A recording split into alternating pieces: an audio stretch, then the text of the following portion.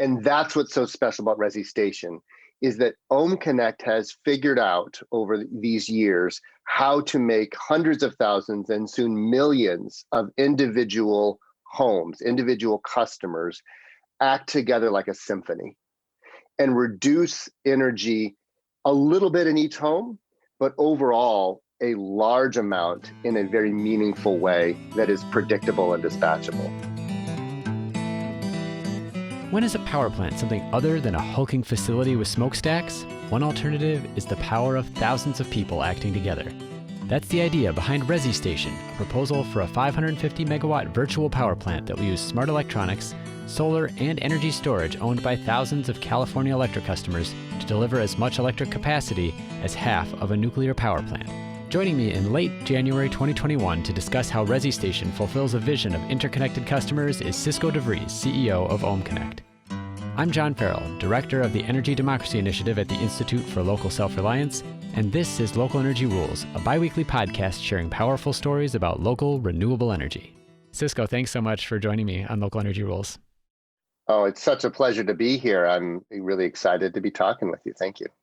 I just wanted to start with a little bit of your history. You've had a fascinating career arc in energy work. You started in Berkeley as the chief of staff with this sort of pioneering idea about helping folks address clean energy financing by doing it on their property taxes, an idea that really took off and then unfortunately it was kind of squashed by some federal action, or maybe not squashed, but curtailed. But really, what got you into the clean energy space to start with? Like, what's driving you? What's your interest here?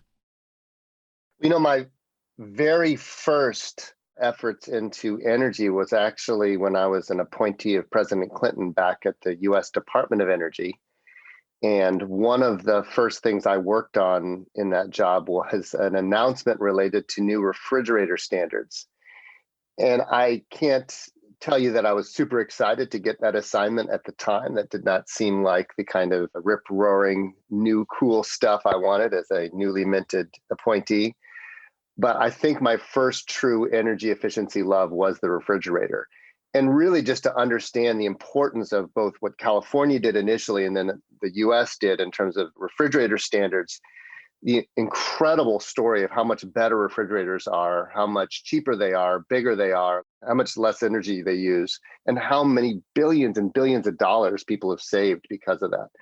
So it was kind of a wake-up call to the small, boring, under the hood stuff that really makes a huge difference in the energy world.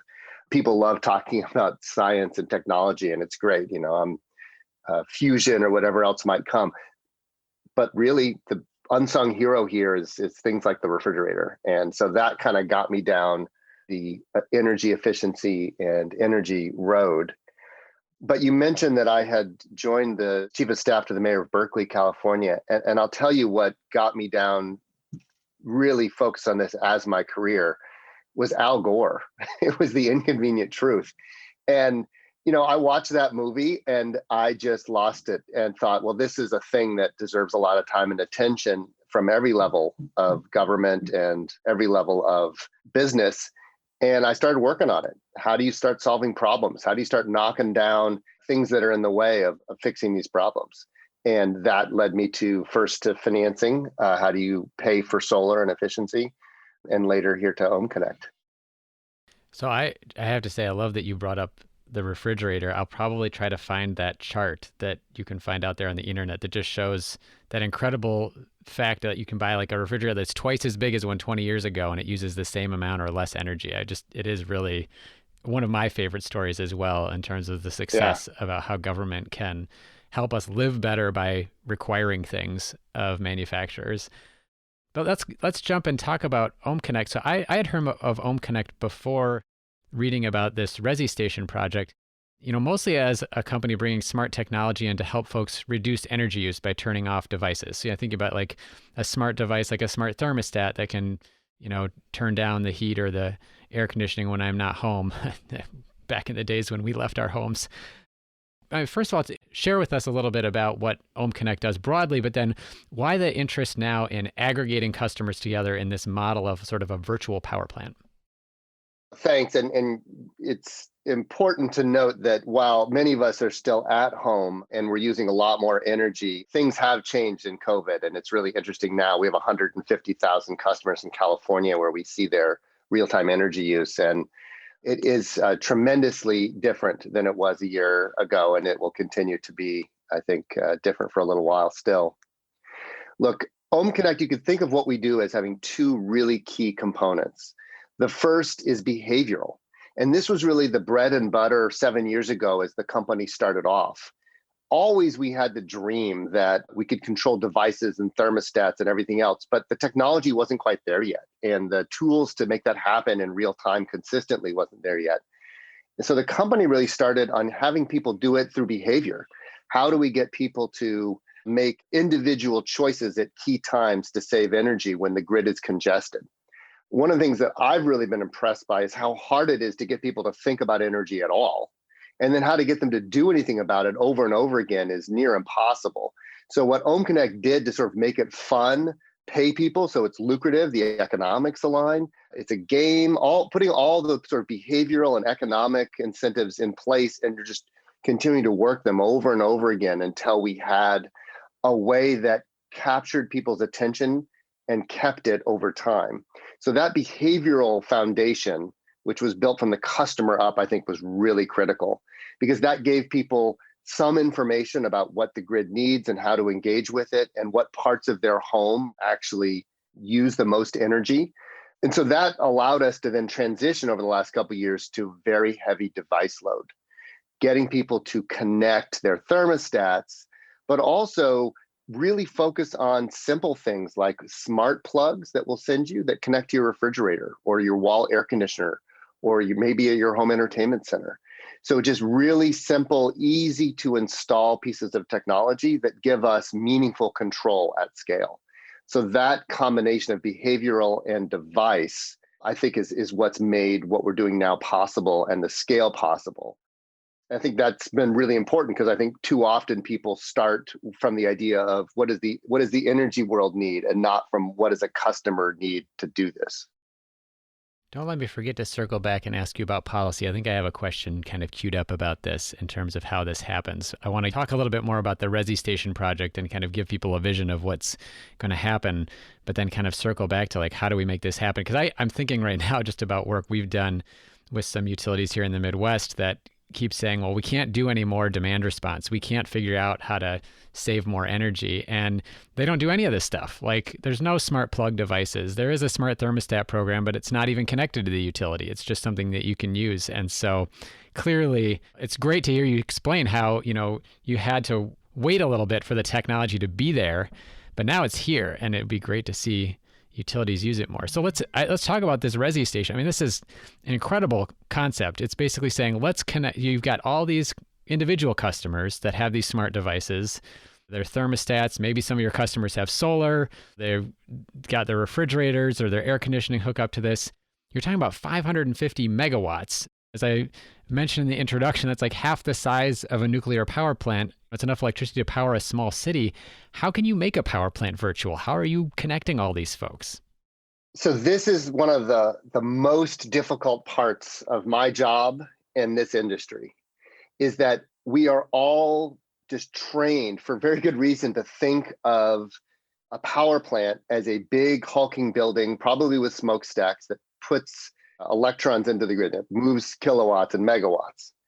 But the thing is that the grid doesn't care whether it's supply or demand. What it cares about is supply and demand are equal at all times. And whether you get to that equilibrium by adjusting the amount of supply up or demand down is irrelevant.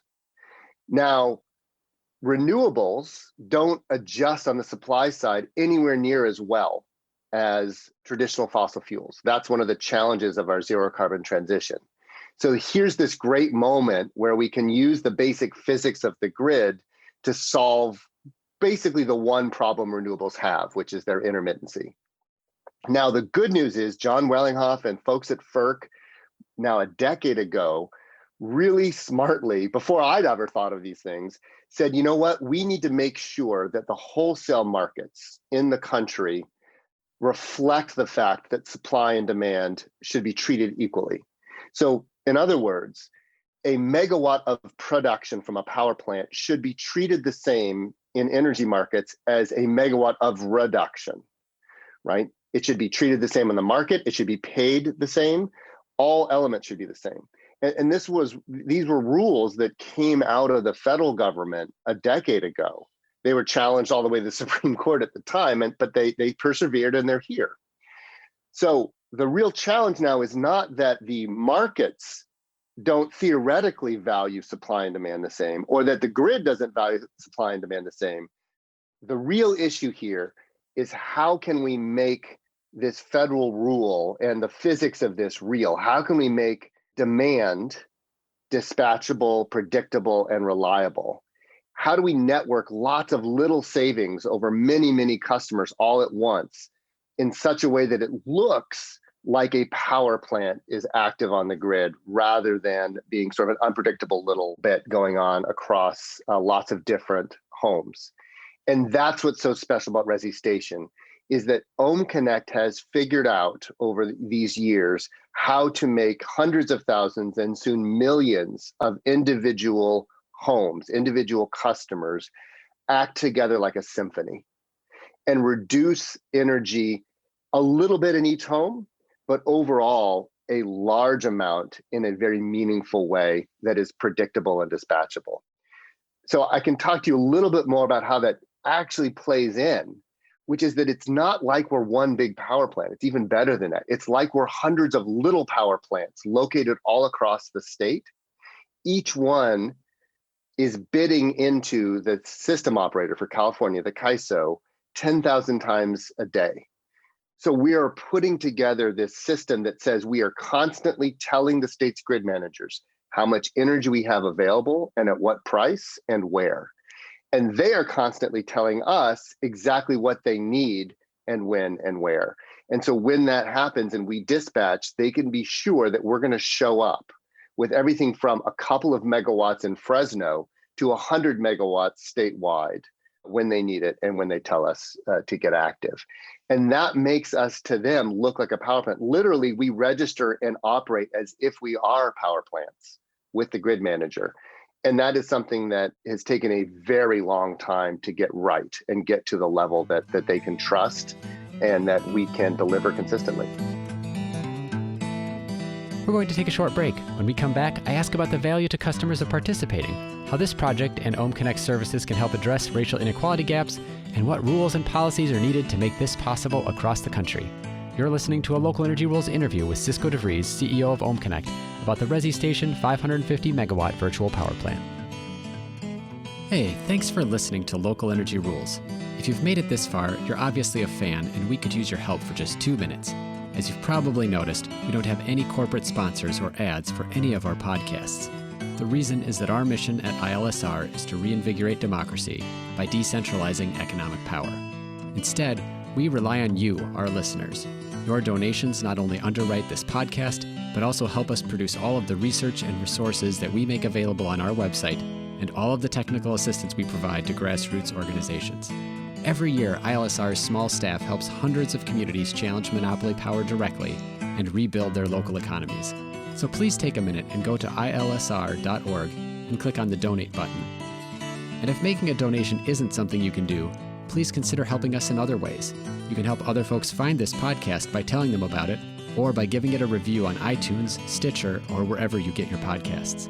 The more ratings from listeners like you, the more folks can find this podcast and ILSR's other podcasts, Community Broadband Bits, and Building Local Power. Thanks again for listening. Now, back to the program. You've already talked about some of the benefits of having this structured with lots of little guys as opposed to one big power plant. And I think about utility resource planning process where you're talking in front of the commission and you're debating, like, should we build a big power plant or should we do small stuff? I mean, it seems like there are some technical advantages, which is you have you're dispersed all over the state so that you can be providing benefit in lots of specific locations as opposed to just one place where that one large hulking power plant would otherwise be located. Is it also saving money for energy customers writ large? And are there particular benefits for participants, like the folks who have these smart devices and are participating in the market thanks to OhmConnect? Yeah, so I love starting with the customer first because that's the only way to do this. And I think that's been one of the big challenges. So almost everybody in our world, John, calls them ratepayers. We like to think of them as like families or customers. And at the beginning, we give them control, right? They sign up, but they can opt out. They can choose which devices are under control for what times and what events. And then, yes, they save money on their energy bills. In general, we see our customers saving about 5% or so on their energy bills. But that's not actually the benefit that we deliver. We just pay them. We pay them money. We say, look, if you reduce an amount of energy during this moment when we need you, we'll pay you for it. And the reason we'll pay you for it is we're getting paid for it by the grid managers and through CAISO. So what that really means is we've aligned the economic interests of the grid and the economic interests of our customers perfectly. When it's worthwhile for the grid for people to reduce, they'll pay for it. And we make that possible. So we have customers that will make anywhere from 50 to 100 to sometimes hundreds of dollars over the course of the year, simply by looking at the text messages we send about reductions they should make, or giving us control of their devices and thermostats and appliances. Together, when we put all of that together, it looks like today it looks like over 100 megawatts to the grid. It'll be over 500 megawatts when we're done building out Resi-Station. But to each individual user, all they know is they've been given a target. We've said, hey, normally you'll use 2 kilowatt hours, at between 6 and 7 tomorrow. Can you use just one, please? And in which case we'll pay you. And it's all straight off their meter. So we know what their usage is. We know essentially what it would have been, and we know what they reduced. And so everybody can move from a theoretical construct of did they reduce energy or whatever to I'm measuring exactly how much you reduced, and I am paying you or rewarding you for those reductions. That is a mind-blowing change compared to what traditional demand response has been. And it's really important to focus on that. Now, when you go to the utility, traditional demand response from utilities is an emergency switch, right? It's like an emergency break glass and let's cut some air conditioners off. And people hate it, right? It's fine. They get paid to do it in a lump sum. Hey, $25 for the year, and we can turn off your air conditioning for a few hours, a few times. Our customers love it. If we don't call events, they start to get antsy. Like, hey, I want to get paid. Where's my Ohm hour? Where's my event? It really turns that on its piece. And then from our relationship to utilities, it also changes. We're no longer a program of a utility. We're a supplier. So we deal with the supply side. So the side of the utility that's saying, hey, we need to contract for 25 or 50 megawatts for this summer, they look at us as a supplier. Hey, that's great. We have some cheap available local power. And so it really changes the entire conversation with customers. It changes it with utilities. And right now, the hard part is we're trying to change it with the regulators. And we're making progress, but we still have work to do. I'll get to that in just a few minutes here because I would like to talk about policy. But first, I feel like both taps into your history and working for city government, as well as what ILSR focuses a lot on the local level. You're doing this project in California. You've got a lot of cities in California in particular that have ambitious renewable energy commitments. You have the community choice energy agencies that are aggregating on a decision-making level a lot of municipalities. Is there a role for these community choice agencies or for municipal governments in helping to advance this concept? What role can they play? I am at heart a local government guy. I have worked at the federal government. I've worked at the state government. I've worked at local government, and I am a big local government advocate. It is where the rubber meets the road. It is where you can make change in real time. And it's where you can get a community together to do something in a very unique and powerful way. And we're going to try and harness that for Resi-Station. So we have a plan to roll out hyper-local efforts in local communities, particularly in the Central Valley and Inland Empire of California. So the inland hotter bits. We're going to do a lot of local events, a lot of work with local elected officials and government officials and organizations. And there's a lot of benefits to this. One of them, of course, is that many of these places have small polluting power plants already in them that maybe we can help get offline, right? If enough people in that community come together and work through OhmConnect, they won't need that power plant to turn on as much. And hopefully at some point it can be mothballed entirely. Second, the community choice aggregators are already so active across many parts of the state and they're looking for supply, they're looking for ways to engage with their communities. Their board of directors is actually mayors and city council people from the local communities. So there's a great connection now that's already made where local governments are taking control of their energy future, and we can help with that. But the last thing is it just makes economic sense. I'll give you a very quick example. We went into Fresno, California a little while ago, where we had 1% of Fresno residential customers were part of OhmConnect. And we said, let's focus on Fresno. We're going to, we did this a year and a half ago before COVID. We're going to rent out some movie theaters and give people a chance to come to the movies. And we're just going to create a community and engage organizations. And we went from 1% penetration to 5% penetration in Fresno in just a few months. And we did it with lower marketing and acquisition costs. So by actually connecting into a community and being part of it and engaging people where they are, we actually saw huge benefits in our growth. And in Fresno, just to give an example, that meant that they got a lot more money, right? Those residents got paid more.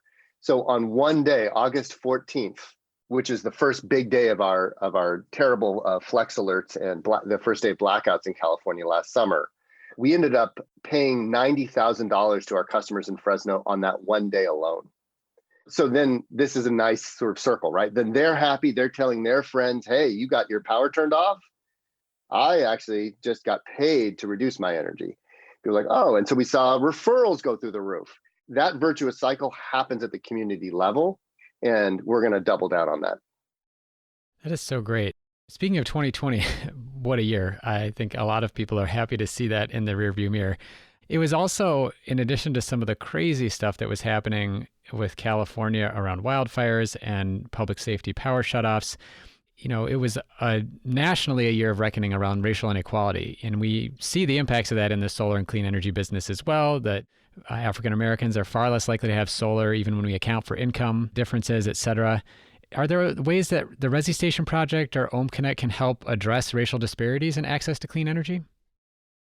If there's one thing out of everything that happened in 2020 that I hope we come away with, all the terrible things and all the difficult things that happened in 2020, I hope that our reckoning with inequality, racial inequality, economic inequality is here to stay. I hope that we deal with this. And that's a big part of why I'm at OhmConnect and the work that we're trying to do. It's also a big part of why I think the state of California has really turned its attention to trying to support what we're doing. So let me be specific. 40% of OhmConnect's customers are lower income families.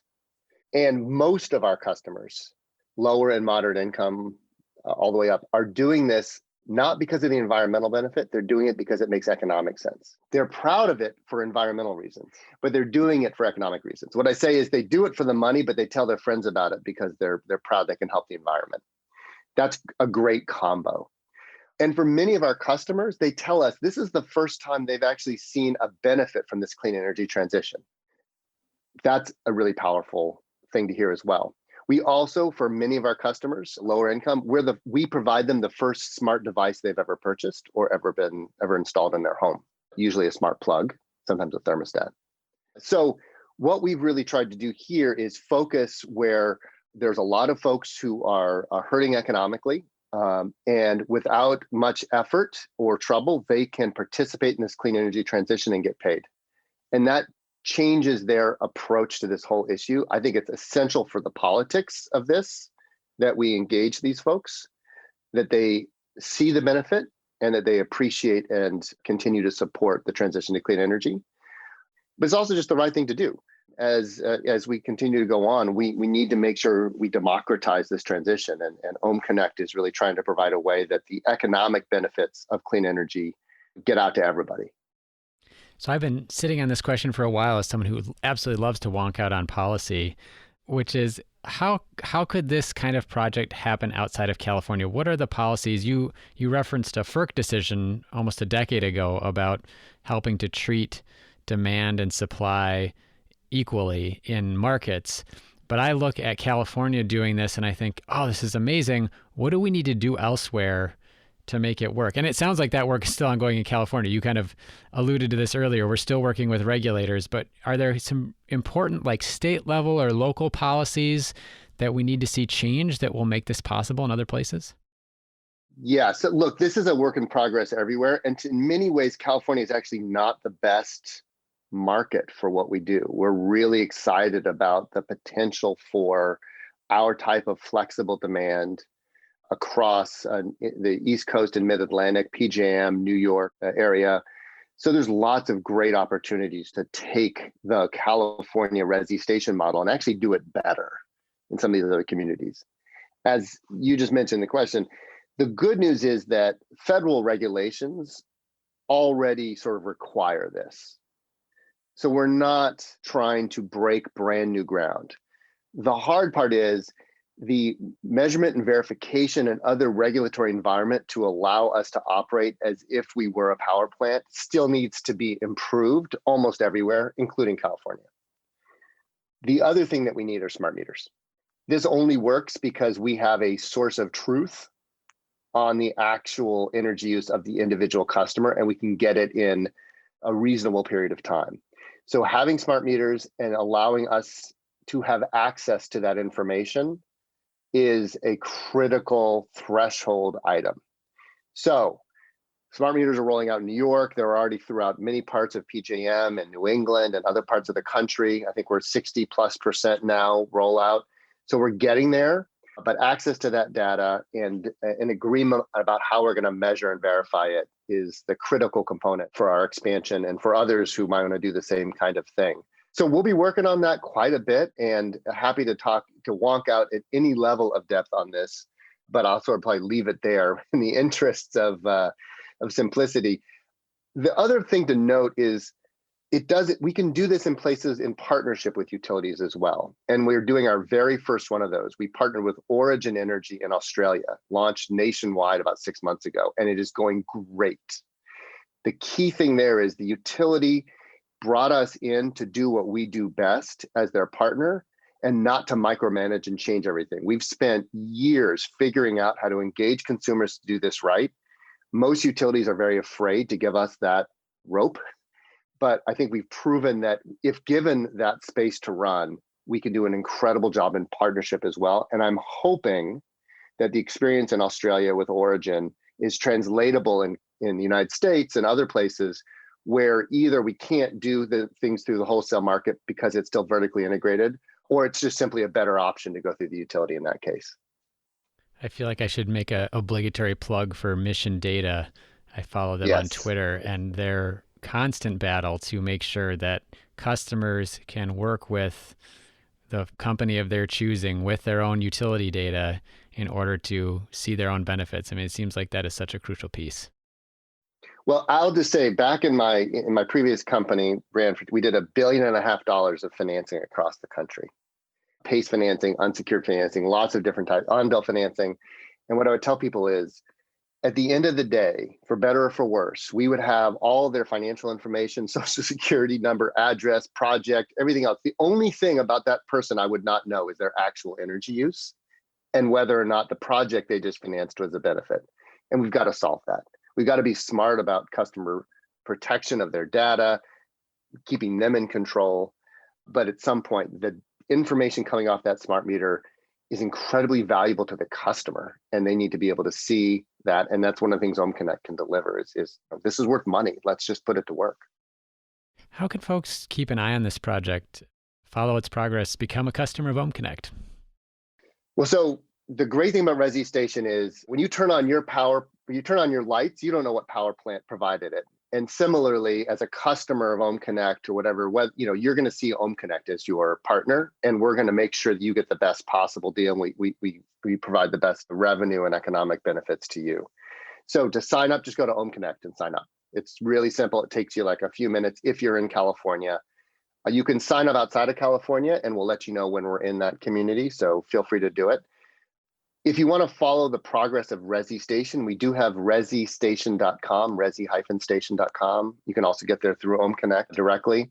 And we're going to update people as megawatts come online, as we launch, as this goes live over the course of this year and builds out over the next. It's going to be a lot of fun. So feel free to keep an eye there, or just follow me on Twitter. I like to geek out on Twitter, John, as you know. Sometimes I just have to do a good energy geek thread and get that out of my system. Absolutely. Well, we'll make sure there are links to the Resi-Station website and OhmConnect and your Twitter feed so folks can find all those things on the show page.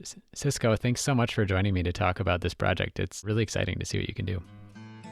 It's been a real pleasure, an honor to be part of it, and thank you very much. Thank you so much for listening to this episode of Local Energy Rules with Cisco DeVries, CEO of OhmConnect, about the proposed Resi-Station and the opportunity for networked electric customers to replace or reinforce traditional power plants. On the show page, look for links to the Resi-Station website, OhmConnect, and an ILSR report, Sparking Grid Savings Starts at Home, that mentions some of the same technology discussed in our interview. On our website, you can also find our community power map showing which states allow community choice energy and a more local control of the energy system, as well as our interactive community power toolkit that provides stories, audio, and video examples of strategies for advancing clean local power. Local Energy Rules is produced by myself and Maria McCoy, with editing provided by audio engineer Drew Berschbach. Tune back into Local Energy Rules every 2 weeks to hear more powerful stories of communities taking on concentrated power to transform the energy system. Until next time, keep your energy local, and thanks for listening.